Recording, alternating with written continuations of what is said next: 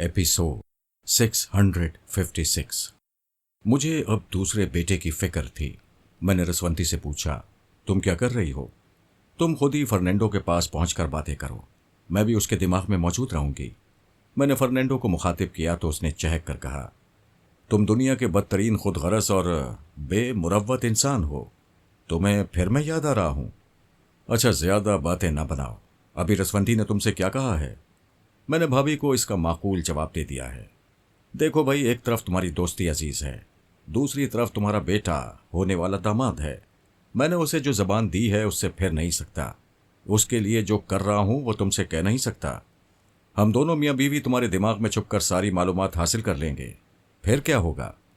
तुम दोनों कभी नहीं मालूम कर सकोगे। मैंने पारस के लिए चंद ऐसे लोगों का इंतजाम किया है जो योगा के माहिर हैं, बहुत ज़हीन और बदतरीन किस्म के मक्कार हैं और इसी तरह वफादार भी हैं। मैंने उनसे कह दिया है, आइंदा मुझसे कभी राब्ता कायम ना करें। तुम्हारी जिंदगी सिर्फ पारस बेटे के लिए वक्फ है, लिहाजा अब वो तमाम लोग जो मेरी तरफ से भेजे गए हैं मेरी तरफ कभी वापस नहीं आएंगे, और ना ही मैं जानता हूं कि वो कहाँ गए हैं और किस तरह पारस से उनका राब्ता कायम हो रहा है। अगर यकीन ना हो तो मेरे दिमाग में आओ और चुपचाप जितनी मालूमात हासिल कर सकते हो करते रहो। तुम दोनों को नाकामी होगी। मैंने पूछा, क्या तुम्हें यह मंजूर है कि तुम्हारा होने वाला दामाद खतरात से दो चार होता रहे? खुदा न खास्ता उसे कोई नुकसान पहुंचे और हम टेलीपैथी के जरिए उसकी कोई मदद ना कर सकें? फर्नांडो ने परेशान होकर कहा, हाँ यार, मेरी समझ में नहीं आता, मैं क्या करूं? मैं कभी नहीं चाहूंगा कि मेरा पारस बेटा खतरात से दो चार होता रहे, लेकिन मैं अपनी जबान से मजबूर हूं। अपने बेटे को नाराज भी नहीं करना चाहता। तुम कोई और तदबीर करो। तुम यकीन करो, अगर मैं तुम्हारा साथ देना चाहूंगा तब भी अपने उन आदमियों तक नहीं पहुंच सकूंगा। वो अब पारस बेटे के साथ लगे हुए हैं। रसवंती ने पूछा, आप हमारे लिए क्या कर सकते हैं? भाभी, मेरी जान हाजिर है, हुक्म दीजिए, मैं क्या करूं? मैंने कहा, हम तुम्हारी अमानत अपने पास नहीं रख सकते, मैं उसे तुम्हारे पास भेज रहा हूं। वो चौंक कर बोला, तुम क्या कहना चाहते हो? तुम्हारी बेटी फरजाना हमारे पास है। जब बेटा ही हमारे बस में नहीं है तो हम बहू को क्यों अपने पास रखें? उसने आज तक आज़ादाना जिंदगी गुजारी है। बाबा साहब के इदारे में उसका दम घुटने लगेगा, लिहाजा वो वापस आ रही है। रसवंती ने कहा, फरहाद, ये क्या कह रहे हो? मैं अपनी बहू को वापस नहीं जाने दूंगी। मैंने डांट कर कहा, तुम खामोश रहो, मैंने जो कह दिया वही होगा। फर्नांडो ने कहा, अबे ओ फरहाद के बच्चे, कहीं तुम्हारा दिमाग तो खराब नहीं हो गया? तुम ऐसे वक्त मेरी बेटी को यहां भेजोगे जब तुम्हारा बेटा किसी टेलीपैथी जानने वाले दुश्मन से टकराने जा रहा है? अगर वो दुश्मन फरजाना के दिमाग में पहुंचेगा तो उसे तुम्हारे बेटे की सबसे बड़ी कमजोरी बना लेगा। क्या तुम अपने बेटे को कमजोर बनाना चाहते हो? मैंने राब्ता खत्म कर दिया। उसकी बात का जवाब नहीं दिया। रसवंती को भी अपने पास बुला लिया। वो नाराज थी, बल्कि गुस्से में थी। कह रही थी, मैं ऐसा नहीं होने दूंगी। फरजाना हरगिज वापस नहीं जाएगी। क्यों नहीं जाएगी? क्या तुमने फर्नांडो की बात नहीं सुनी?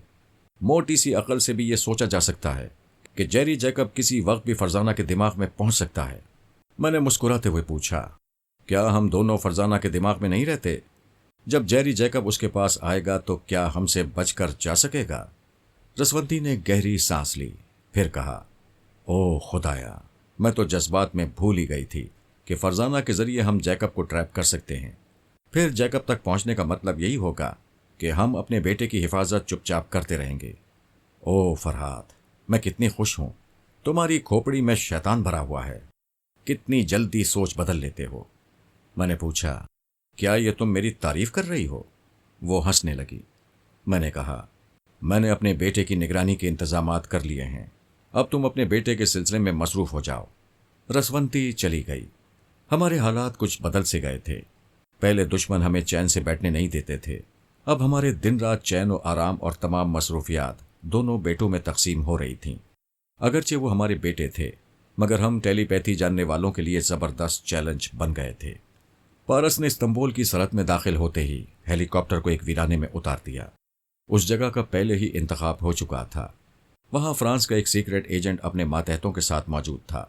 उनके पास गाड़ियां भी थीं। पारस ने एक गाड़ी ली, फिर वहां से शहर की तरफ चल पड़ा। वो हेलीकॉप्टर फ्लाइंग क्लब के अलावा किसी दूसरी जगह नहीं उतारा जा सकता था। ये सरासर कानून के खिलाफ था।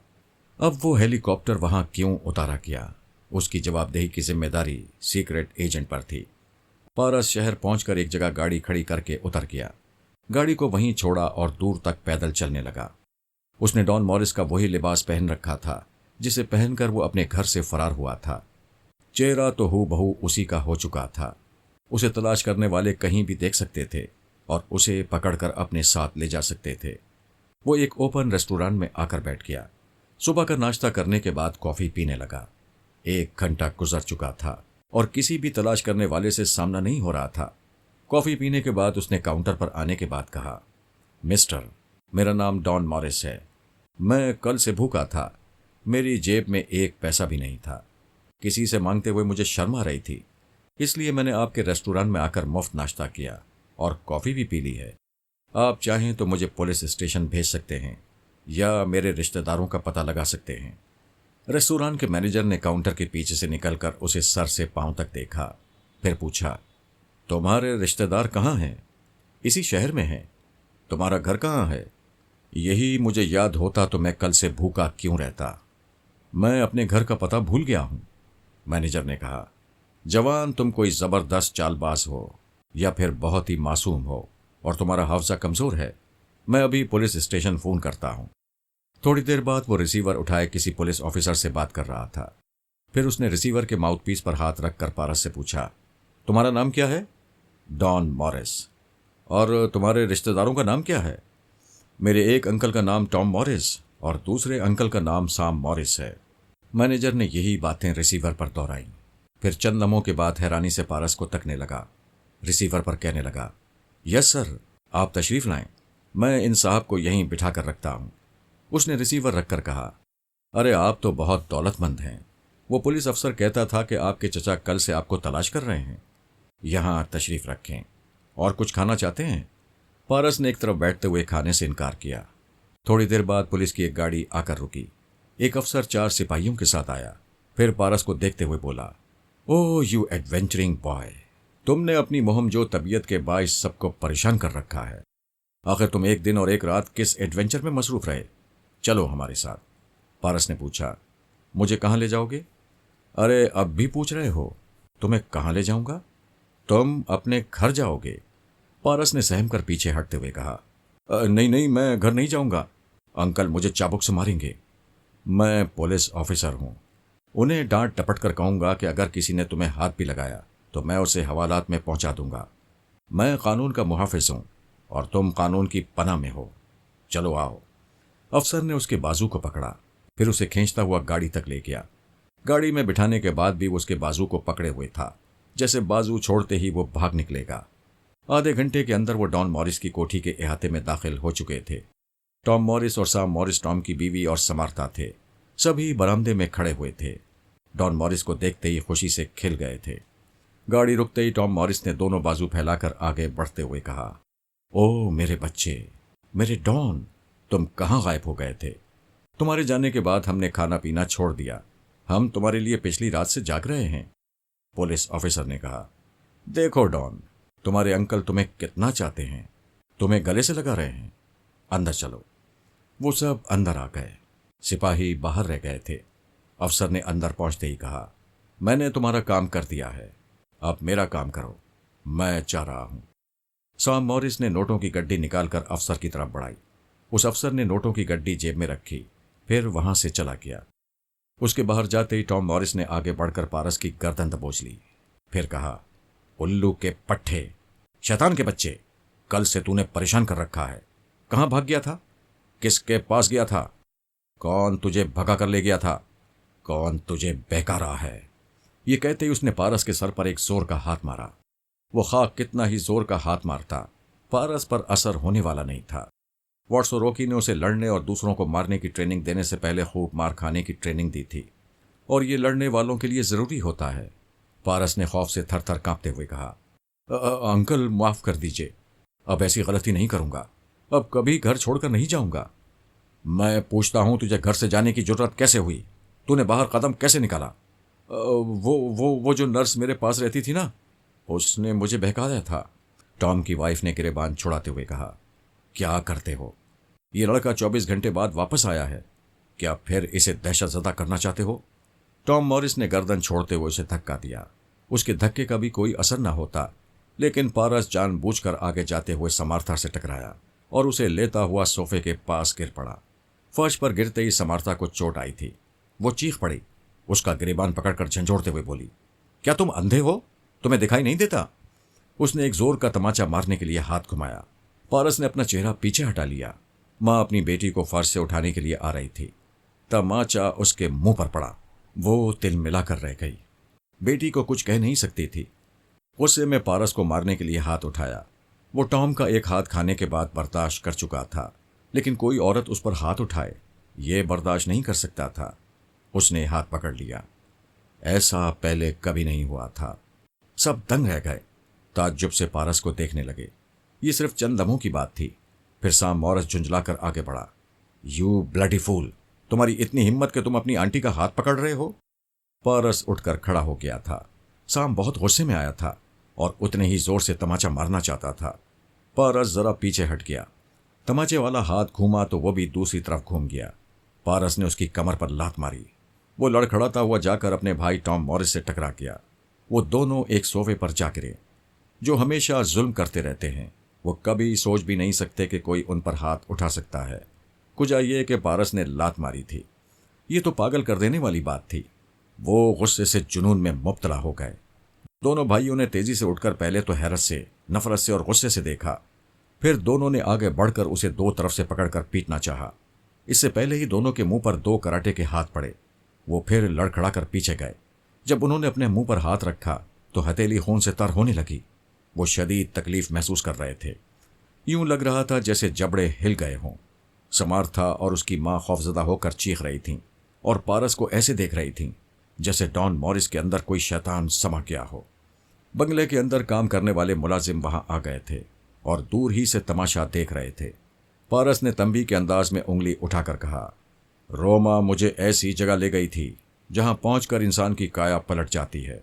आदमी का दिमाग बदल जाता है, उसकी तकदीर भी बदल जाती है। टॉम मॉरिस ने गुस्से में दांत पीसकर कुछ कहना चाहा, लेकिन दांत पीसने के बाइस जबड़े दुखने लगे। वो कर्रा कर रह गया। सामने पूछा, रोमा तुम्हें कहाँ ले गई थी? मैं अच्छी तरह नहीं जानता। मैंने उस शहर को कभी नहीं देखा। कभी तुम लोगों ने बंगले से मुझे बाहर जाने ही नहीं दिया। वो मुझे एक साइंसदान के पास ले गई थी। वो साइंसदान कुछ अनोखे तजुर्बे कर रहा था। वो सब हैरानी से उसकी बातें सुन रहे थे। उन्हें यकीन नहीं आ रहा था, लेकिन उनकी बाँचों से रिसने वाला खून यकीन दिला रहा था कि डॉन मॉरिस में ज़बरदस्त तब्दीली आई है। पारस ने कहा, उस साइंसदान ने ऐसी दवाएं और इंजेक्शन तैयार किए हैं जिनके जरिए कुन जहन जवानों को जहीन और हाजिर दिमाग बनाया जा सकता है। जो जिस्मानी तौर पर कमज़ोर होते हैं वो शहज़ोर हो जाते हैं। साइंसदान ने कल सुबह से पिछली रात तक 4 बार मुझे मुख्तलिफ किस्म की दवाएं खिलाईं और फिर पिलाईं। फिर 6 बार इंजेक्शन लगाए। अब मैं महसूस कर रहा हूं जैसे मैं बेपनाह कुव्वतों का मालिक हूं। कोई बात एक हद तक बर्दाश्त कर सकता हूं। अगर बात हद से गुजर जाए तो मैं उसका रद्द अमल जाहिर करता हूं, जैसे कि इस वक्त जाहिर कर रहा हूं। उसने टॉम मॉरिस और साम मॉरिस को एक एक घूंसा चढ़ते हुए कहा, जब तक मेरा गुस्सा ठंडा नहीं होगा मैं तुम दोनों की पिटाई करता रहूंगा। उस साइंसदान ने भी मुझे गुस्सा दिलाया था। मैंने उसकी भी पिटाई की। उसने गुस्सा ठंडा करने के लिए मुझ पर पानी फेंका तो मैं बिल्कुल ठंडा हो गया। मेरा गुस्सा खत्म हो गया। टॉम मॉरिस ने गुस्से से गरजते हुए कहा, तुम्हारा जुनून पानी से नहीं चाबुक से ठंडा होगा। अभी तुम्हें पता चलता है। वो पांव पटकता हुआ दूसरे कमरे में गया। फिर वहां से एक चाबुक निकाल कर ले आया। इतनी देर में पारस साम मॉरिस की अच्छी तरह पिटाई कर चुका था और वो मार खा खा कर लहू लहान हो रहा था। समार्था और उसकी मां खौफजदा होकर दूर चली गई थीं और थर थर कांप रही थीं। टॉम मॉरिस चाबुक ले आया। फिर उसे घुमाकर पारस को मारना चाहता था कि उसने चाबुक के सिरे को पकड़ लिया। अब दोनों के हाथों में चाबुक के 2 सिरे थे। टॉम चाबुक को अपनी तरफ खींच रहा था, लेकिन खींच नहीं सकता था। जब उसने पूरा जोर लगाया तो पारस ने एक झटका दिया। चाबुक का दस्ता टॉम के हाथ से निकल गया। अब वो चाबुक पारस के हाथ में था। समार्था की मां ने चीख कर कहा, टॉम ये तुम्हें मार डालेगा, तुम्हें भी साम की तरह लहू लहान कर देगा। इस पर जुनून सवार हो गया है। मैं कहती हूं कोई इस पर पानी लाकर डाले। उसकी बात खत्म होने से पहले ही पारस ने चाबुक घुमाकर टॉम को मारा। उसके हलक से चीख निकल गई। वो एक ही चाबुक खाकर भागना चाहता था। पारस ने अपना हाथ घुमाते हुए चाबुक उसकी टांग में फंसाया। फिर खींचा तो वो भागने से पहले ही औंधे मुंह गिर पड़ा। फिर उसकी पीठ और उसके जिस्म के दूसरे हिस्सों पर चाबुक की मार बताने लगी। कि डॉन मॉरिस अब तक कैसी अजियतें बर्दाश्त करता रहा था, किस तरह चाबुक उसके जिस्म पर अंगारे की तरह सुलगती थी। उसके कपड़े फट जाते थे, जिस्म की खाल फट जाती थी और खून रिसने लगता था। आज वही कुछ टॉम के साथ हो रहा था। समार्था अपने बाप के साथ ये जुल्म होते ना देख सकी। जल्दी से दौड़कर पानी ले आई, फिर उसे पारस के ऊपर फेंका। अचानक ही पारस के हाथ से चाबुक गिर पड़ा। वो जैसे चौंक कर अपने आसपास देखने लगा। दोनों हाथों से सर थाम कर बोला, मुझे क्या हो गया था? ये सब कुछ क्या हो रहा है? टॉम और साम अपने लहू में भीग रहे थे।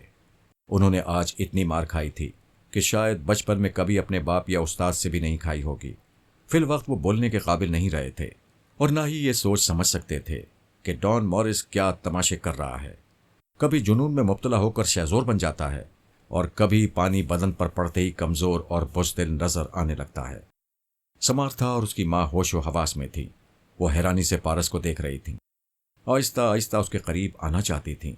यकीन करना चाहती थी कि डॉन मॉरिस का जुनून और शहजोरी खत्म हो चुकी है और वो पहले की तरह मिट्टी का कीड़ा बन गया है, जिसे वो हमेशा की तरह अपने सैंडल तले कुचल सकती हैं। समार्था ने फर्श पर पड़े हुए चाबुक को देखा, फिर डरते डरते उसे झुक कर उठाया। पारस ने एकदम से सहम कर पीछे हटते हुए कहा, नहीं नहीं, मुझे ना मारना, मेरा कोई कसूर नहीं है। वो साइंसदान कहता था जब मुझे मारा जाएगा, मुझे गुस्सा दिलाया जाएगा तो मैं शहजोर बन जाऊंगा और पानी डाला जाएगा तो कमजोर हो जाऊंगा।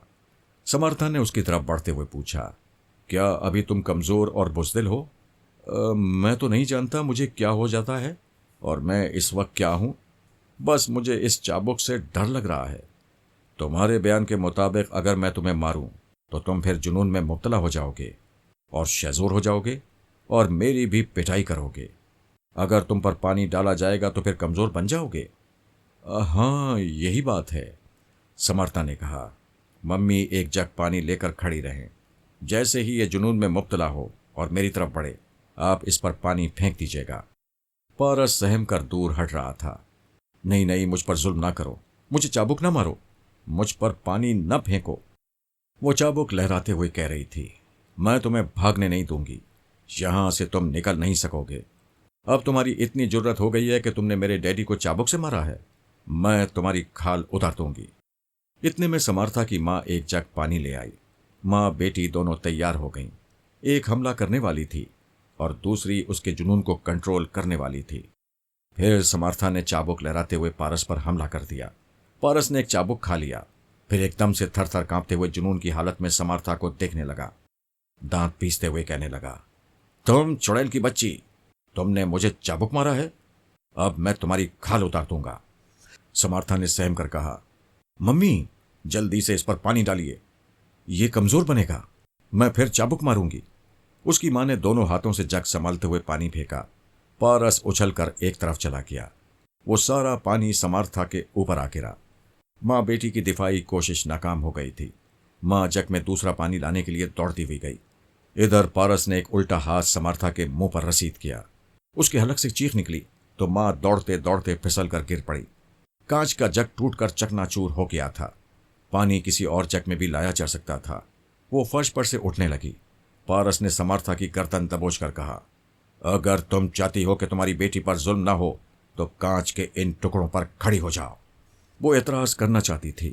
पारस ने एक जोर का तमाचा समर्था के गाल पर रसीद किया। उसके हलक से चीख निकली तो मां तड़प कर कांच के टूटे हुए टुकड़ों पर चली गई। एक औरत खा दूसरों के लिए कितनी ही जालिम और चुड़ैल हो, वो अपनी औलाद के लिए मां होती है। पारस ने डॉन मॉरिस की हैसियत से कहा, तुम मेरी मां नहीं हो लेकिन चची हो और चची मां के बराबर होती है। क्या कभी तुम्हें ख्याल नहीं आया कि तुम सब मिलकर किस तरह मेरे पांव तले कांच के टुकड़े बिछाते रहे, मुझे उन टुकड़ों के बिस्तर पर सुलाते रहे? मैं अंदर से लहू लहान होता रहा, लेकिन तुम लोगों को जरा तरस नहीं आया? ये तुम्हारी कैसी ममता है जो सिर्फ बेटी के लिए है? और जब बेटी के लिए ही है तो फिर इन कांच के टुकड़ों पर नाचो जिस तरह आज तक मुझे नचाती रही हो। वो गिड़गिड़ाते हुए कहने लगी, नहीं नहीं नहीं बेटे, मुझे माफ कर दो। आज से मैं तुम्हारी मां हूं, तुम्हें अपना बेटा समझूंगी। मुझे इन कांच के टुकड़ों से हट जाने दो। तुम हटोगी तो तुम्हारी बेटी पर क़यामत टूट पड़ेगी। अगर तुमने मेरे चुप होते ही नाचना शुरू नहीं किया तो मैं। ये कहकर वो चुप हो गया। घूर कर समर्था की मां को देखने लगा। वो चुपचाप खड़ी हुई थी। पारस ने एक और हाथ समर्था के मुंह पर रसीद किया। वो चकरा कर फर्श पर गिर पड़ी। माँ फौरन ही पांव उठा उठा कर नाचने लगी। उनका एक वफादार मुलाजिम भागकर पानी ले आया था। उसने पारस पर पानी फेंका तो वही रद्द अमल जाहिर हुआ। पारस फिर नर्म पड़ गया। वो सहम कर कभी साम और कभी टॉम को, कभी टॉम की बीवी और कभी समर्था को देखने लगता। सभी लहूलुहान हो गए थे।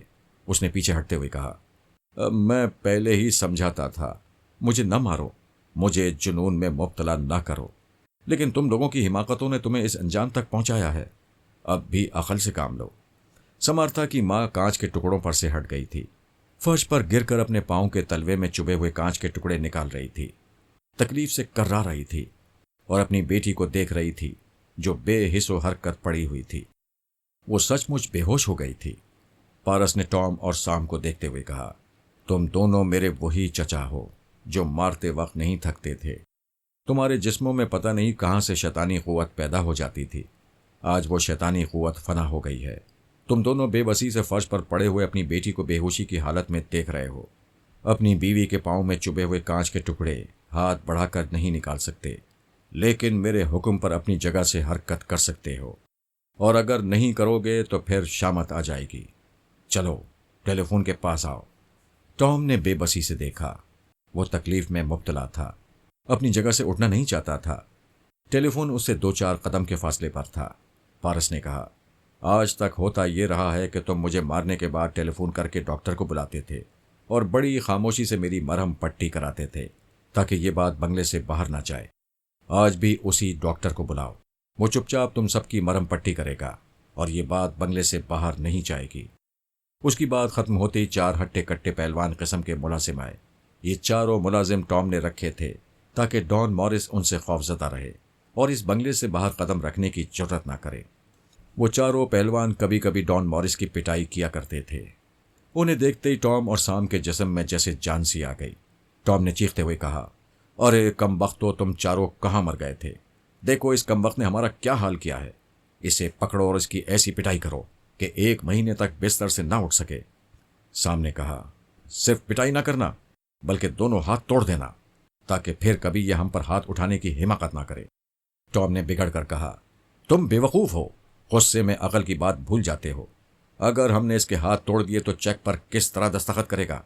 समर्था की मां ने तकलीफ से कर्राते हुए कहा, इसका हाथ हमारे लिए कीमती है, हाथ को नुकसान न पहुंचाओ, बाकी ऐसी मुरम्मत करो कि ये चलने फिरने के काबिल न रहे।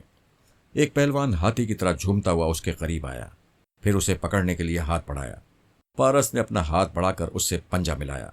पहलवान ने बड़ी सफाकी से मुस्कुराते हुए कहा, मैं तुम्हारी उंगलियां नहीं तोड़ूंगा, लेकिन पंजा मिलाने की थोड़ी सी सजा जरूर दूंगा। वो जरा जोर लगाते हुए पारस की उंगलियों को मोड़ना चाहता था। पता चला उंगलियां बड़ी सख्त हैं, नहीं मुड़ सकती। उसने जरा और जोर लगाया, फिर जोर लगाता चला गया। साथ ही हैरानी से उसे देखने लगा। ये यकीन नहीं आ रहा था कि डॉन मॉरिस की उंगलियां आनी सलाखों की तरह सख्त हो गई हैं। ये आग से पिघलाए जाने के बाद ही मोड़ी जा सकती हैं, वरना इनका मोड़ना मुमकिन नहीं है। अचानक ही पहलवान के हलक से एक चीख निकली। उसकी उंगलियां एक झटके से मुड़ गई थीं। पंजे से कड़कड़ की आवाजें आ रही थीं, जैसे उंगलियां टूट रही हों या जोरदार आवाज के साथ चटक रही हों। दूसरा पहलवान उसकी मदद के लिए लपका। पारस ने घूमकर उसे एक ठोकर मारी, फिर घूमकर एक दूसरी ठोकर मारी।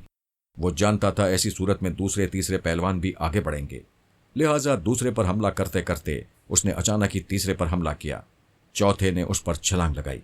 उसने जरा झुककर छलांग लगाने वाले को समर्था की मां के ऊपर फेंका। वो एकदम से तड़प कर चीखने लगी, पहलवान के नीचे से निकलने की कोशिश करने लगी। वो पहलवान अपनी कमर पकड़े तकलीफ से कर्रा रहा था, अपनी जगह से उठ नहीं सकता था, जिसके नतीजे में समर्था की मां पिस रही थी।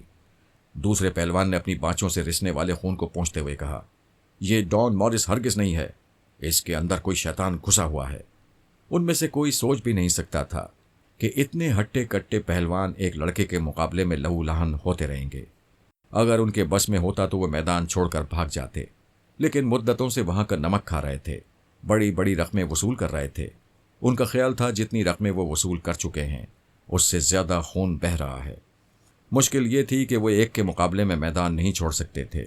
ये बहुत बड़ी इंसल्ट होती, इसलिए वो अपनी आखिरी कुव्वतों को और आखिरी दाव पेच को इस्तेमाल करते हुए किसी तरह पारस को जमीन पर गिरा देना चाहते थे। उनकी यही हसरत उन्हें ले डूबी। आहिस्ता आहिस्ता सभी जमीन बोस होते चले गए।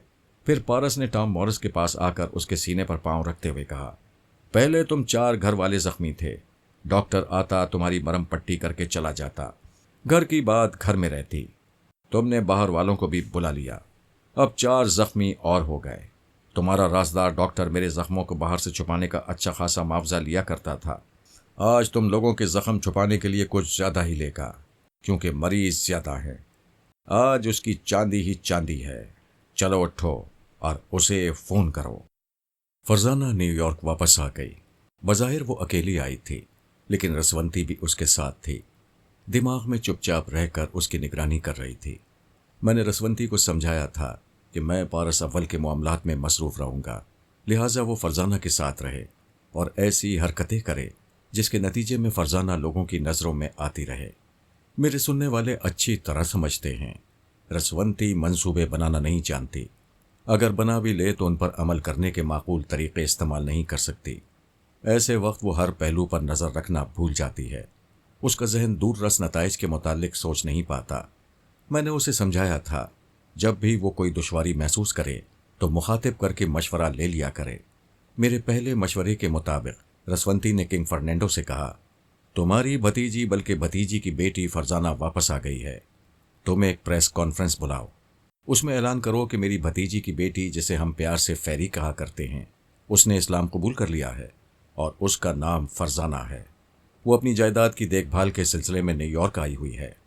दूसरे दिन के अखबारात में फरजाना के मुतालिक ये खबर शाया हो गई। फर्नांडो का ये बयान अखबारात के जरिए यकीनन पारस तक पहुंचा होगा या फिर किसी न किसी जरिए से पहुंचने वाला होगा।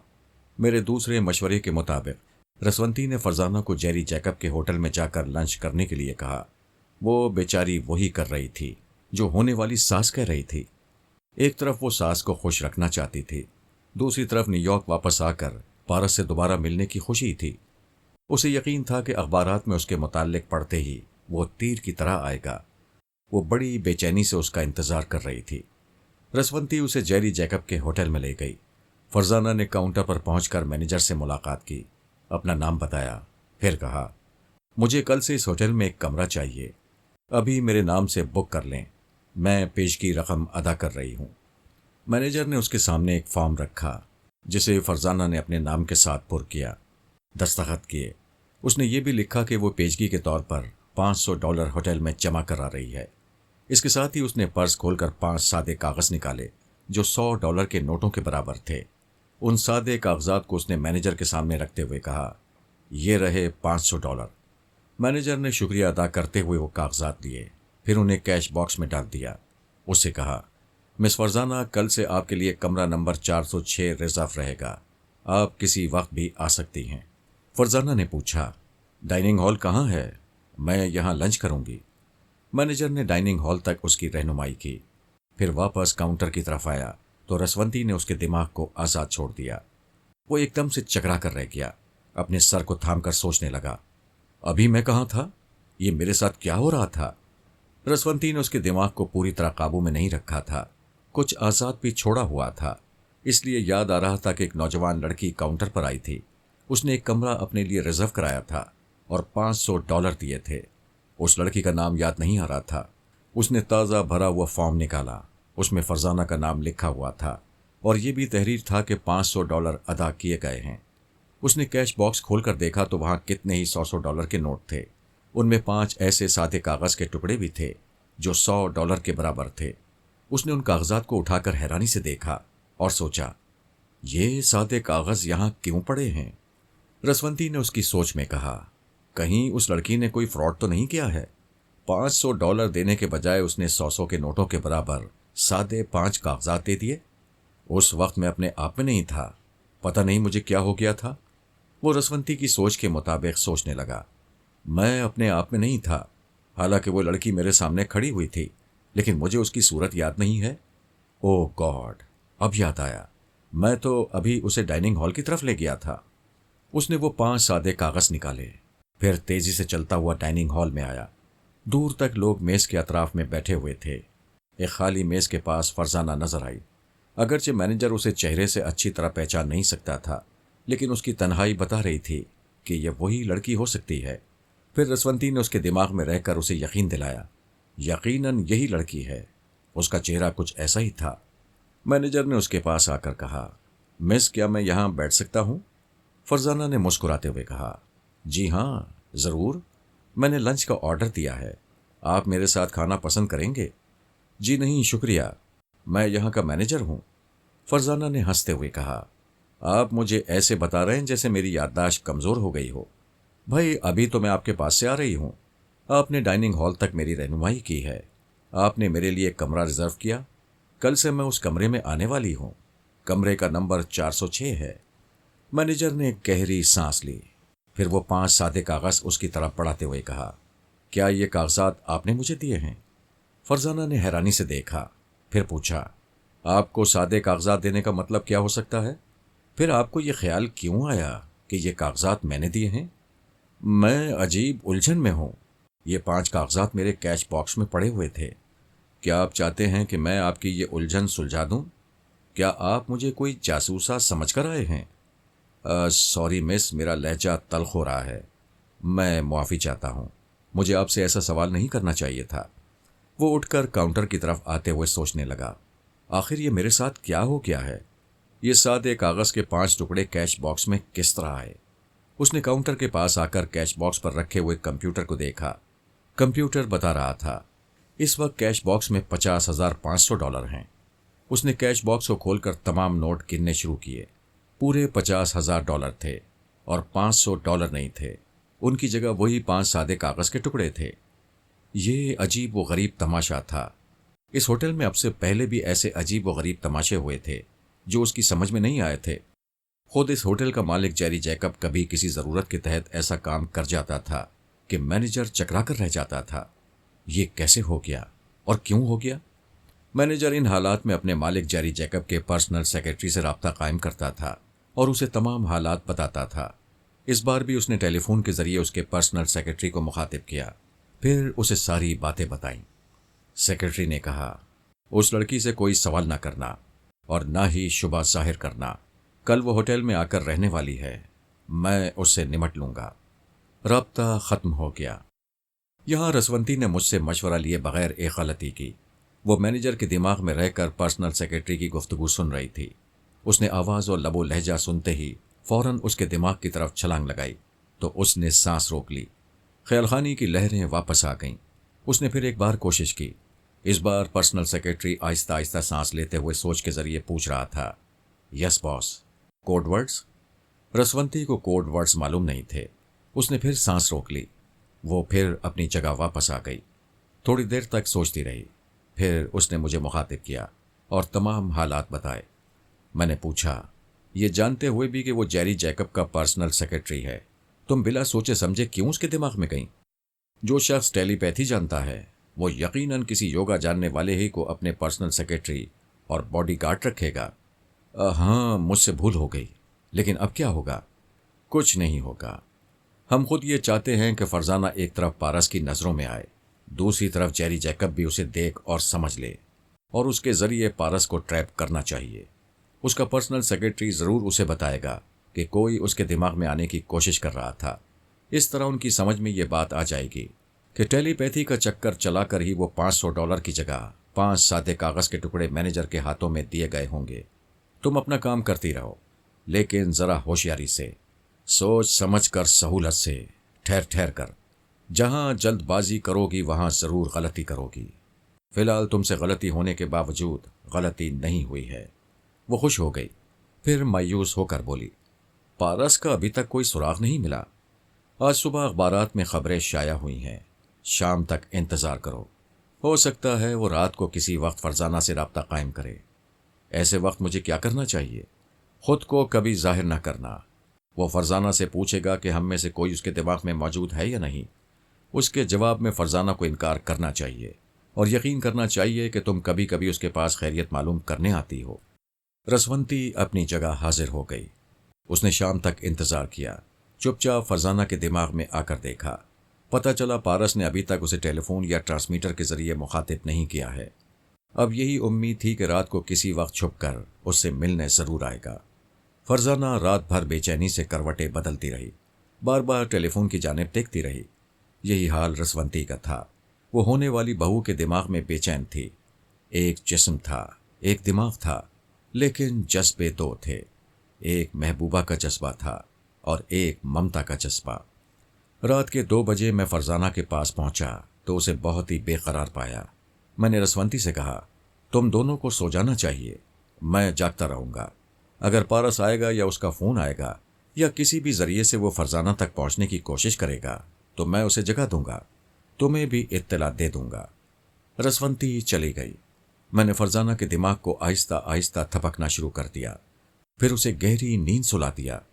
सुबह 7 बजे रसवंती ने मुखातिब किया, फरहाद तुमने मुझे जगाया नहीं, कोई इत्तला नहीं दी। तुम्हारा बेटा आया ही नहीं तो इत्तला क्या देता।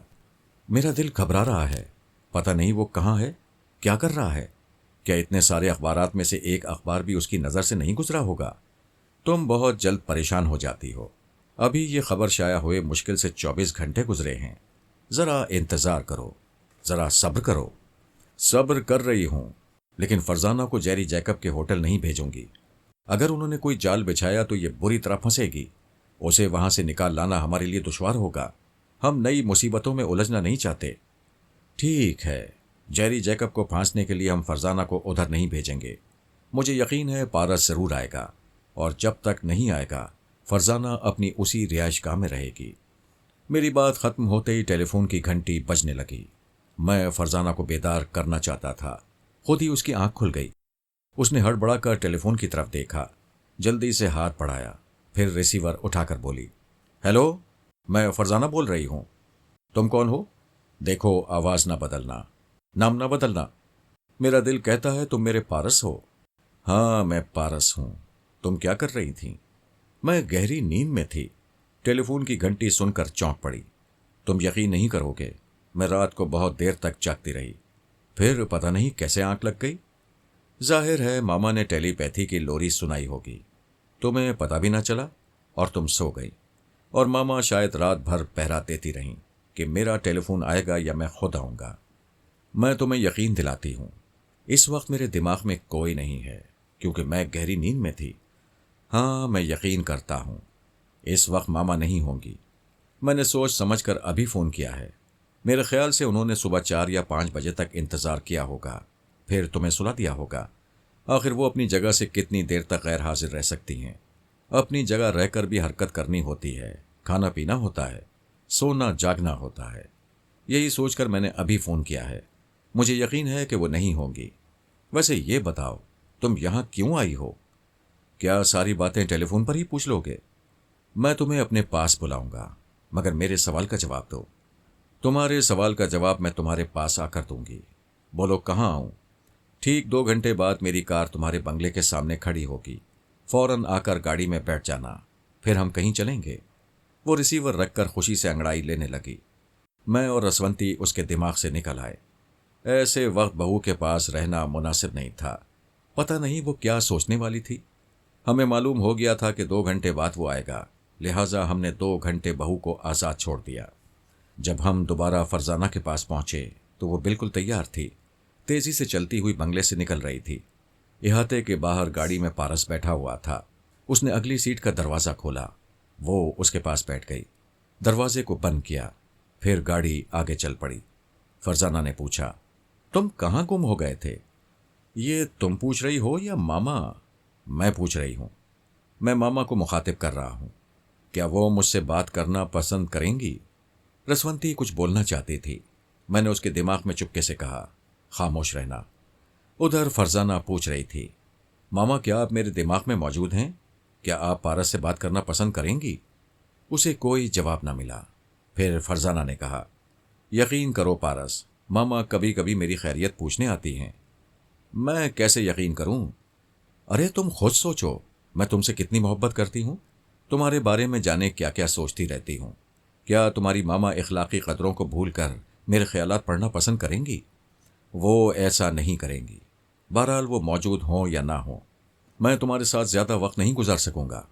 ये क्या कह रहे हो? मैं तुम्हारे लिए वापस आई हूं। क्यों आई हो? मैंने तुम्हें समझाया था।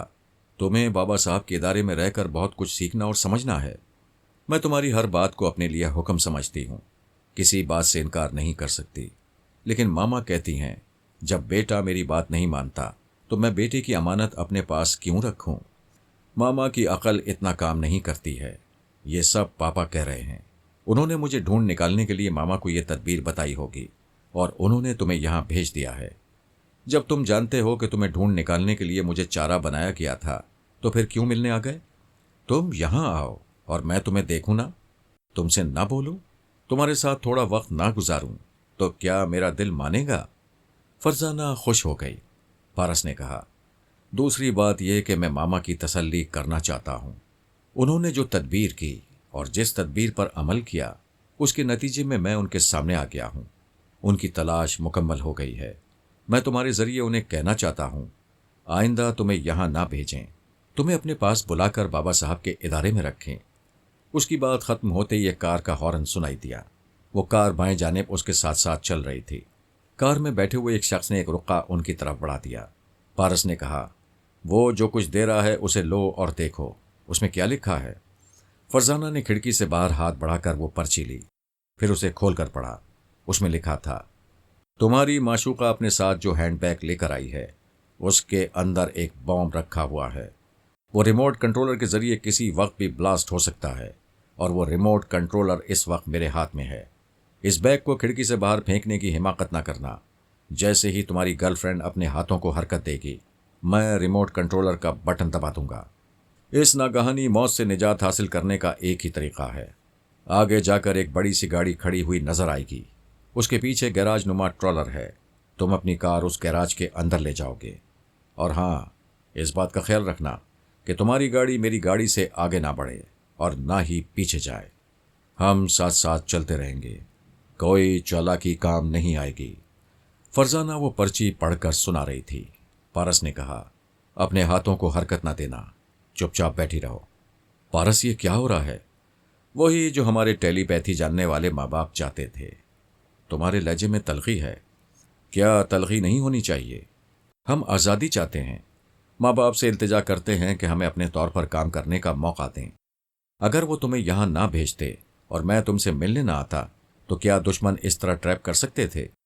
मेरी समझ में नहीं आता कि दुश्मनों को किस तरह मालूम हो गया कि मैं तुम्हारे साथ इस कार में बैठकर जाने वाली हूं। ये मोटी सी अकल से भी सोचा जा सकता है। जब तुम्हारे दिमाग में मेरी मामा और पापा आ सकते हैं, तो क्या वो जेरी जैकब नहीं आ सकता? वो चुपचाप बैठकर ये मालूम नहीं कर सकता कि मैंने तुमसे फ़ोन पर राब्ता कायम किया है, फिर 2 घंटे बाद तुम्हें इस कार में ले जाने का प्रोग्राम बनाया है। अब खुद ही देख लो, दुश्मन हमारे प्रोग्राम से वाकिफ थे, इसीलिए हम उनके जाल में आ गए। रसवंती ने परेशान होकर मुझसे पूछा, फरहाद, ये क्या हो गया है? इस वक्त तुम परेशान होकर मुझे परेशान ना करना।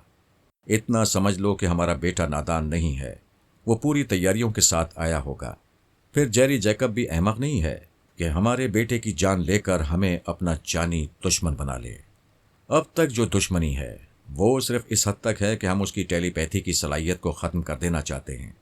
अगर उसने हद से बढ़ने की कोशिश की तो हम उसे जिंदा नहीं छोड़ेंगे। तुम उसे जिंदा छोड़ो या मारो, अगर मेरे बेटे की जान को कुछ हो गया तो मैं उस बदमाश की जान लेकर क्या करूंगी? क्या मेरा बेटा मुझे वापस मिल जाएगा? अगर तुम इसी तरह बकवास करती रहीं तो मैं उसकी हिफाजत के लिए कोई माकूल तदबीर नहीं सोच पाऊंगा। ठीक है, मैं खामोश रहती हूँ और देखती हूँ कि आज तुम मेरे बेटे के लिए क्या करते हो। हमारी बातों के दौरान पारस को वो गाड़ी नजर आ रही थी। उसका पिछला हिस्सा खुला हुआ था। वो चुपचाप ड्राइव करता हुआ उसके खुले हुए हिस्से के अंदर चला गया। पिछला हिस्सा बंद हो गया। अब वो गाड़ी के ट्रॉलर में कार समेत फरजाना के साथ कैद हो गया था। वो ट्रॉलर चल पड़ा था। वो कहाँ जा रहा था और उनके साथ क्या सलूक होने वाला था, ये कोई नहीं जानता था। पारस ने कहा, फरजाना, यकीनन मामा और पापा तुम्हारे दिमाग में होंगे। उनसे पूछो, क्या वो टेलीपैथी के जरिए हमारी जान बचा सकते हैं? इतनी देर में रसवंती ने फरजाना की जबान से कहा, पारस, ताने ना दो। कभी किसी का पलड़ा भारी हो जाता है और कभी किसी का।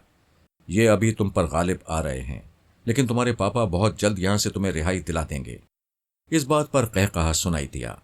ट्रॉलर के सामने वाली दीवार पर एक छोटा सा टीवी स्क्रीन ऑन हुआ। वहां एक शख्स दिखाई दिया। वो कह रहा था, मुझे देखकर भी पहचान नहीं सकोगे, मैं जेरी जैकब हूँ, लेकिन ये मेरा असली चेहरा नहीं है। सबसे पहले मैं तुम्हारे टेलीपैथी जानने वाले माँ बाप को वार्निंग देना चाहता हूँ। अगर उन्होंने इस शहर में अपने ज़रा इस्तेमाल करने के मुतालिक सोचा या कोई अमली कदम उठाया और कानून के मुहाफिजों को हमारे ट्रॉलर के पीछे लगाया, तो वो बम जो अभी तक तुम्हारी गर्लफ्रेंड के बैग में रखा हुआ है किसी वक्त भी ब्लास्ट हो जाएगा। पारस ने उस बैग की तरफ देखा। उसमें से बम निकालकर कहीं फेंका नहीं जा सकता था। वो ट्रॉलर की आनी चार दीवारी में बंद थे। जेरी जैकब ने कहा, पारस, तुम वही जवान हो जिसने फ़ोन पर मेरे होटल के दो खास मुलाजिमों के मुतालिक इत्तला दी थी। उनमें से एक के दिमाग पर रसवंती हावी हो गई है। मुझे हैरानी है कि तुमने अपनी माँ के खिलाफ मुझे क्यों होशियार किया। तुम बड़ी आसानी से मुझ तक पहुंच सकते थे। मैं कभी अपने टेलीपैथी जानने वाले वालिदैन का सहारा नहीं लेता। मैं अपनी जहानत और सलाहियतों के बल पर तुम तक पहुंचना चाहता था, इसलिए तुम्हें पेश आने वाले खतरे से आगाह कर दिया था। मैं तुम्हारा ये एहसान मानता हूं, लेकिन दुश्मन का एहसान मानने का मतलब ये नहीं है कि उसे छोड़ दिया जाए। तुम बड़ी मुश्किल से हाथ आए हो और ऐसी जगह कैद हो जहां से न तुम अपनी जहानत और सलाहियतों को आजमा सकते हो और ना तुम्हारे टेलीपैथी जानने वाले माँ बाप किसी गैर मामूली सलाहियत का मुजाहरा कर सकते हैं। तुम में से किसी ने भी जरा सी चालाकी दिखाने की कोशिश की तो वो बम ब्लास्ट हो जाएगा। पारस ने कैका लगाया। फिर उसने बैग को उठाया जिसमें वो बम रखा हुआ था। उसने दूसरा कैका लगाते हुए कहा, मैं तीसरा कैका इस बात पर लगाना चाहता हूं कि यहां टेलीपैथी की तमाम सलाहियतें बेकार हो चुकी हैं। मामा और पापा के दिल में यह हसरत ही रह गई कि वो किसी वक्त मेरे काम आ सकें। उसने बम वाला थैला अपनी गोद में रखकर कहा, जेरी जैकब, मैंने तुम्हारी भेजी हुई मौत को अपनी गोद में रख लिया है, लेकिन खुदा की कसम तुम पारस को नहीं मार सकोगे, क्योंकि पारस यहां नहीं, वहां तुम्हारे पास है। फौरन अपनी जगह से उठो और देखो, मौत तुम्हारे सर पर है। अगर तुम्हें यकीन नहीं है तो फिर मुझे देखो। ये कहते ही उसने अपनी गर्दन के पीछे हाथ ले जाकर मास्क को खोला, फिर अपने चेहरे पर से हटाया। वो पारस की डमी था। तंबी के अंदाज में टीवी स्क्रीन की तरफ उंगली उठाकर कह रहा था, याद रखो, अगर फरजाना बीबी को जरा भी नुकसान पहुंचा तो तुम वहां जिंदा नहीं रहोगे। जेरी जैकब अपनी जगह से उछलकर खड़ा हो गया था। चारों तरफ घूम घूम कर यूं देख रहा था जैसे पारस को नहीं, अपनी मौत को देखना चाहता हो कि आखिर मौत होती कैसी है। मुजरिम खा कितना ही जबरदस्त क्यों ना हो, वो एक दिन महज अपनी गलतियों के बाइस जेरे दस्त हो जाता है। जेरी जैकब की पहली ये गलती थी कि वो हुस्न परस्ती में वक्त जाया करता था। दूसरी गलती यह थी कि सुल्ताना आफंदी के दिमाग में रहकर मुझसे टकराता रहा था। उसकी कोशिश थी कि मैं सुल्ताना की ख्वाबगाह से निकलने ना पाऊं। महल के मुसल्ला गार्ड्स मुझे हमेशा के लिए ख़त्म कर दें। उसने बड़ी उम्दा चाल चली थी। मेरी तवक्को के खिलाफ मुझे धोखा देने में कामयाब हो गया था। शायद वो महल के मुहाफिजों से मुझे ख़त्म करा देता, लेकिन अचानक ही उसे मैदान छोड़कर भागना पड़ा। ये हैरानी की बात थी, वो मुझे हलाक कराने के बाद दुनिया वालों पर अपनी दहशत तारी कर सकता था कि जिस फरहाद को बड़े बड़े शैतानी सलाहियतें रखने वाले दुश्मन न मार सके, उसे जैकब ने ख़त्म करा दिया। लेकिन तकदीर का तमाशा ऐसा ही होता है। वो अपनी ज़िंदगी में इतना बड़ा कारनामा अंजाम न दे सका। दरअसल खुद उसकी अपनी जान पर बन आई थी। ये वही वक्त था जब पारस ने पहली बार फ़ोन पर जैकब से रब्ता कायम किया था और उसे बताया था कि रसवंती उसके ख़ास मुलाजिम के दिमाग तक पहुंचकर उसके मुताल्लिक बहुत सी मालूमात हासिल कर चुकी है। जेरी जैकब ने सोचा था वो पारस की फ़ोन वाली बात सुनकर फ़ौरन सुल्ताना के दिमाग में आएगा और किसी तरह मुझे अंजाम तक पहुंचाएगा, लेकिन वो मुझे मौत के करीब पहुंचाने वाली कामयाबी को भूल गया। अब मौत को खुद अपने करीब देखकर बदहवासी में मुब्तला हो गया था। रसवंती ने होटल के ख़ास मुलाजिम के दिमाग में रहकर जितनी बातें पारस से की थीं, वो सब जैकब ने ख्यालखानी के ज़रिए ख़ास मुलाजिम के दिमाग से मालूम कर ली थीं। वो फ़ौरन ही उसकी खुफिया पनागाह से निकलकर ऐसी पनागाह में पहुंचा जिसका इल्म किसी भी ख़ास मुलाजिम को नहीं था, लेकिन पारस अब उसके दिमाग में आसेब की तरह छा गया था। वो सोच रहा था, मैं बखैरियत अपनी खुफिया रिहाइशगाह में आ गया हूँ। इसके मुताल्लिक कोई नहीं जानता। यहाँ मेरी दूसरी हैसियत है, यहाँ दूसरे मुलाजिम हैं, लेकिन जब मैं वहाँ से मुंतकिल हो रहा था तो यकीनन किसी ने ताक़ुब किया होगा। मैंने हर तरह से इत्मीनान किया है, कोई ताक़ुब करने वाला नज़र नहीं आया था। लेकिन फरहाद शैतान है और शैतान का बच्चा किस तरह मेरे ख़ास मुलाजमों तक पहुँच गया था, ये मैं नहीं जानता। हम बहुत सी बातें नहीं जान सकते, वो गैर मुतवक्के तौर पर हमारे सामने आती हैं। हो सकता है पारस बिल्कुल ही खिलाफ तवक्को मेरी इस खुफिया रिहाइशगाह में पहुंच जाए, तब क्या होगा? ऐसा खौफजदा करने वाला ख्याल पहले दिमाग में नहीं आता था, अब ऐसे ख्यालात पैदा हो रहे थे। अब खौफ ने उसके दिमाग में अपना रास्ता बना लिया था।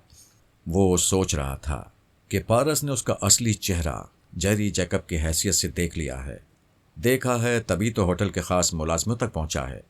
ये बात समझ में नहीं आ रही है कि मैं टेलीपैथी जानने वाला माँ और बेटे के हाथ बड़ी आसानी से आ सकता था, लेकिन उन माँ बेटों में इख्तलाफ क्यों पैदा हो गया?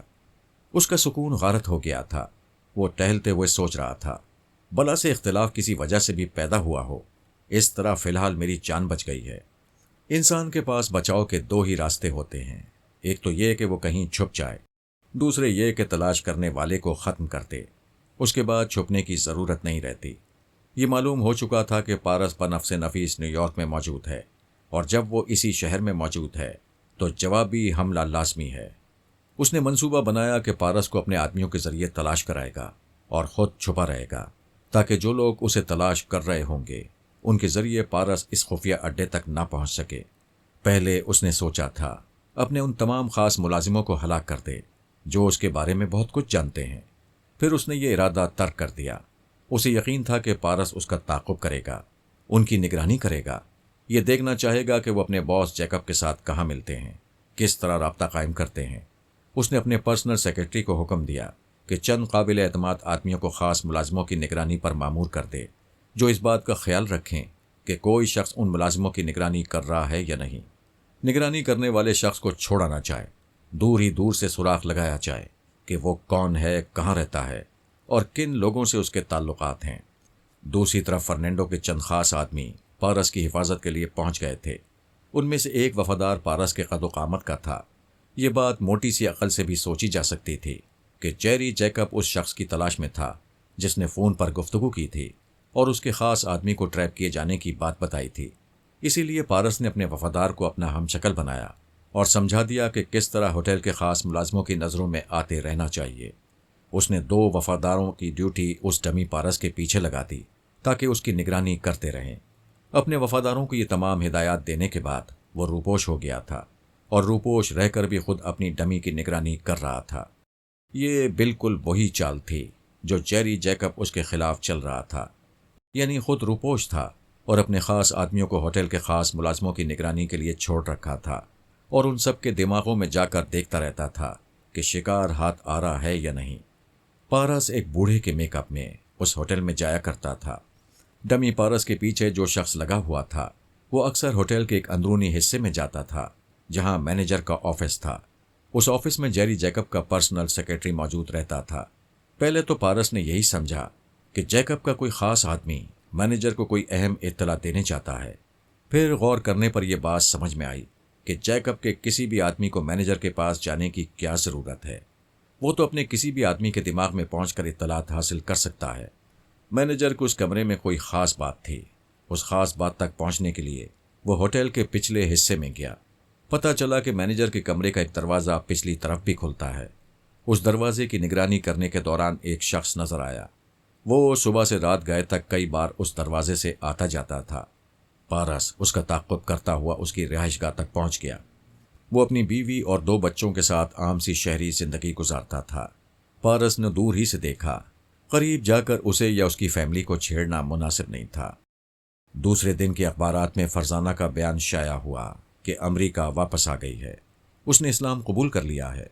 वो यहाँ अपनी जायदाद की देखभाल के सिलसिले में कुछ अरसा रहेगी, फिर पेरिस चली जाएगी। उसकी आमद से पारस को खासी परेशानी हुई थी। वो समझ रहा था कि मामा ने उसे ढूंढ निकालने के लिए बहू को न्यूयॉर्क भेज दिया है। उसने दोपहर के वक्त फरजाना को उसी होटल में देखा। वो काउंटर पर जाकर मैनेजर से बातें कर रही थी और कुछ ऐसी हरकतें कर रही थी जिससे जाहिर होता था कि वो जानबूझकर खुद को नुमायां कर रही है, लोगों की नज़रों में आना चाहती है।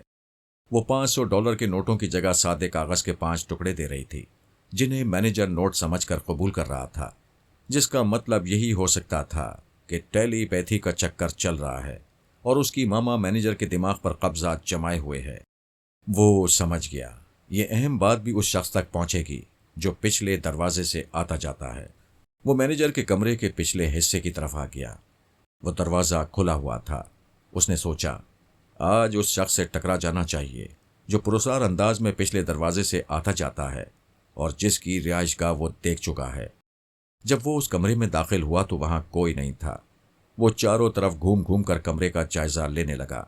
फिर आहट से सुनाई दी। वो फौरन सोफे के पीछे चला गया। पता चला अटैच बाथरूम में कोई था जो अब दरवाज़ा खोलकर बाहर निकल रहा था। इस बात का अंदेशा नहीं था कि आने वाला देख लेगा तो क्या होगा। अंदेशा होता तो वो इस कमरे में कभी दाखिल ना होता। वो तो कुछ कर गुजरने ही के लिए आया था। उसने सोफे के पीछे सर झुकाए हुए एक तरफ देखा। उसके पीछे दीवार पर एक आईना लगा हुआ था। आईने में वो शख्स नजर आया। ये वही था जो पिछले दरवाजे से आता जाता रहता था। पारस जरा और नीचे दुबक गया। अब कमरे का दूसरा दरवाजा खुलने की आवाज आ रही थी। फिर मैनेजर की आवाज सुनाई दी। वो कह रहा था, जनाब, होटल में एक नौजवान लड़की आई है। उसने मुझे $500 अदा किए ताकि मैं कल उसके लिए एक कमरा रिजर्व कर दूं, लेकिन मुझे ऐसा लगता है जैसे वो जादू टोना जानती है। उस शख्स ने पूछा, तुम ये बात कैसे कह सकते हो? जनाब, उसने $100 के 5 नोट अदा नहीं किए, बल्कि उन नोटों के बराबर सादे कागज दिए और मैंने उन्हें कबूल कर लिया। मुझे पता ही ना चला कि वो सादे कागज हैं। बाद में मुझे इस धोखे का इल्म हुआ। वो लड़की अभी डाइनिंग हॉल में बैठी हुई है। उस शख्स ने पूछा, लड़की को बिल्कुल ना छेड़ना, कमरा उसके नाम से रिजर्व रखो, उसे कल यहां आने दो। मैनेजर जाने लगा। उस शख्स ने कहा, और सुनो, उस लड़की पर नजर रखो। ठीक 15 मिनट बाद उसे किसी बहाने से मुखातिब करना और उससे कुछ बातें करना। मैं छुप कर उसे देखना चाहता हूं। अब तुम जा सकते हो। मैनेजर चला गया। वो शख्स उसी सोफे पर आकर बैठ गया जिसके पीछे पारस था। पारस ने जरा सा सर उठाकर देखा। वो अपने हाथ में कॉर्डलेस रिसीवर उठाए नंबर डायल कर रहा था। अब पारस वाज़े तौर पर एक एक नंबर को देख रहा था और सहन नशीन कर रहा था। डायलिंग के बाद राब्ता कायम हुआ तो उस शख्स ने कहा, बॉस, मैं बोल रहा हूं, आपका पीए। एक अहम इत्तला देना चाहता हूं। फौरन मुझसे राब्ता कायम करें। शुक्रिया। उसने कॉर्डलेस के जरिए राब्ता खत्म कर दिया। फिर खामोश रहकर फजा में तकने लगा। पारस सोफे के पीछे उठकर खड़ा हो गया था। उसके अंदाज से मालूम हो रहा था कि वो सोच के जरिए अपने बॉस से बातें कर रहा है। वो आराम से चलता हुआ कमरे से बाहर आ गया। पर्सनल सेक्रेटरी खला में तक रहा था। अपने बॉस की बातें सुन रहा था। उसकी तरफ ध्यान न दे सका। पारस ने सोचा था अगर जेरी जैकब तक पहुंचने का कोई आसान रास्ता न मिला तो वो इस पर्सनल सेक्रेटरी की बीवी और 2 नन्हे बच्चों को गन पॉइंट पर रखकर उससे जैकब का पता मालूम करेगा। लेकिन अब इसकी जरूरत नहीं रही थी। वो अपनी रिहाइशगाह में पहुंचकर टेलीफोन डायरेक्टरी उठाकर मालूम कर रहा था कि जेरी जैकब का टेलीफोन नंबर, जो कि 24 से शुरू होता है, वो किस इलाके से ताल्लुक़ रखता है। टेलीफोन डायरेक्टरी में उमूमन किसी के नाम के जरिए उसका नंबर मालूम किया जा सकता है, लेकिन नंबर के जरिए नाम मालूम करना बहुत ही दुश्वार होता है, बल्कि नामुमकिन होता है। अलबत्ता टेलीफोन नंबर के 2 पहले हिंसों के जरिए उस इलाके का सुराग लगाया जा सकता है। वो उस इलाके के टेलीफोन एक्सचेंज में पहुंच गया। वहां के एक अफसर से मुलाकात की। फिर कहा, मैं शिकागो से आया हूं। एक साहब ने मुझे एक टेलीफोन नंबर और उन साहब का एड्रेस दिया था। पता नहीं एड्रेस कहाँ गुम हो गया। उन साहब का नाम भी मुझे याद नहीं रहा। सिर्फ ये नंबर मेरे पास रह गया है। क्या आप बता सकते हैं कि किन साहब का नंबर है और ये कहाँ रहते हैं? उस अफसर ने अपने जूनियर अफसर को तलब किया। फिर वो नंबर देकर कहा, जिसका ये टेलीफोन नंबर है, मुझे उसका नाम और पता चाहिए। वो टेलीफोन ले गया। थोड़ी देर बाद आकर उसने नाम और पता बता दिया। पारस ने उसे नोट किया। फिर अफसर का शुक्रिया अदा करके वहां से चला आया। जेरी जैकब ने उस रिहाइशगाह में एल्फर्ड नाम से रिहाइश इख्तियार की थी। पारस उस मकान के सामने पहुंचकर उसके चारों तरफ चक्कर लगाता रहा। मालूमात हासिल करता रहा कि इस मकान में कितने लोग रहते हैं। पता चला एल्फ्रेड नामी एक शख्स 2 मुलाजमों के साथ वहां रहता है। ये यकीन होने के बाद वो मकान के अहाते में दाखिल हो गया। 3 आदमियों से निमटना कोई बड़ी बात नहीं थी, लेकिन वो पहले यकीन करना चाहता था कि जो शख्स यहाँ रहता है वो हकीकतन जेरी जैकब है। वो किसी दूसरे शख्स को जैकब के अंजाम तक पहुंचाना नहीं चाहता था। इस वक्त सुबह के 7 बज रहे थे। दरवाजे और खिड़कियां अंदर से बंद थीं। गहरा सन्नाटा छाया हुआ था। ऐसा लगता था जैसे वहां कोई रहता ही ना हो। वो अपने मखसूस तरीके से दरवाजे के लॉक को खोलकर अंदर आ गया। फिर दरवाजे को उसी तरह बंद कर दिया। मोहतात अंदाज में इधर उधर देखते हुए दबे कदमों एक तरफ बढ़ने लगा। मकान के मुख्तलिफ हिस्सों से गुजरने के दौरान एक कमरे से कुछ लोगों की बातें करने की आवाज़ें सुनाई दीं। उस कमरे की खिड़की और दरवाज़ा खुला हुआ था। उसने खिड़की से झांक कर देखा। एक शख्स बड़ी सी मेज़ के पीछे रिवॉल्विंग कुर्सी पर बैठा हुआ था। उसके सामने कुछ फासले पर एक टीवी कैमरा था। दो शख्स उस कैमरे के पास खड़े हुए थे। उनमें से एक के हाथ में ट्रांसमीटर था। ट्रांसमीटर से आवाज़ आ रही थी, हमने पारस और उसकी गर्लफ्रेंड को ट्रैप कर लिया है। अब उनकी कार हमारी कार के साथ चल रही है। पारस कोई चालाकी नहीं दिखा सकेगा। हमने आखिरी वार्निंग दी है कि कोई चालाकी दिखाई गई तो उसकी गर्लफ्रेंड के बैग में रखा हुआ बम फट जाएगा। कैमरे के पास खड़े हुए शख्स ने पूछा, क्या वो गैराज नुमा ट्रॉलर के अंदर जाएगा? उसका तो बाप भी जाएगा। हम उसी तरफ ले जा रहे हैं। बस चंद मिनटों में वो गैराज नुमा ट्रॉलर के अंदर होगा और बॉस उसे मुखातिब कर सकेंगे। ट्रांसमीटर ऑफ कर दिया गया। फिर उसने कैमरे के पास खड़े हुए दूसरे शख्स से कहा, कैमरा तैयार रखो, शिकार गैरेज नुमा ट्रॉलर के अंदर आ रहा है।